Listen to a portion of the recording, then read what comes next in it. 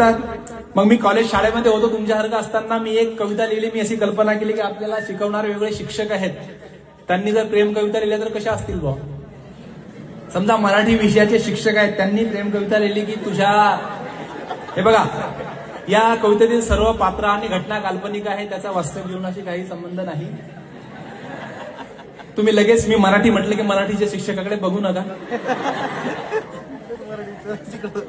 मराठी विषयाचे शिक्षक म्हणतात की तुझ्या प्रेमपत्रातील ते काव्य, त्या उपमा, त्या नाना विशेषणांचा आव.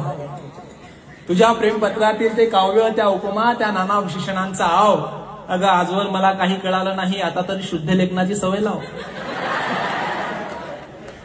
गणित विषयाचे शिक्षक म्हणतात की मला कळत नाही तू असं वागतेस कशासाठी, जिथं गुणायचं आहे तिथे भागतेस कशासाठी. मला कळत नाही तू असं वागतेस कशासाठी, जिथं गुणायचं आहे तिथं भागतेस कशासाठी. या प्रेमाच्या समीकरणात तू चुकीच्या बेरजा करू नकोस, दुसऱ्या कुणाला हातचा पकडून मला त्यातून वजा करू नकोस.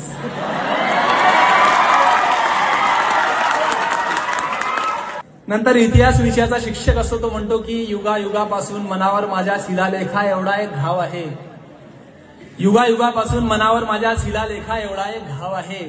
तुझ्यातली मस्तानी जरी मेली तरी मी अजून बाजीराव आहे.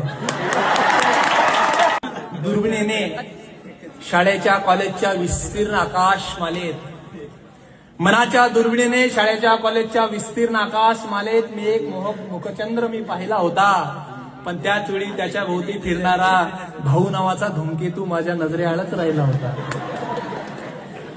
चित्रकलेचा शिक्षक म्हणतो की तुझ्या घाऱ्या निळ्या डोळ्यांमध्ये मी जेव्हा गुलाबी प्रेम बघतो, माझे मन हिरवे होऊन मला त्याचे सुंदर चित्र काढावेसे वाटते.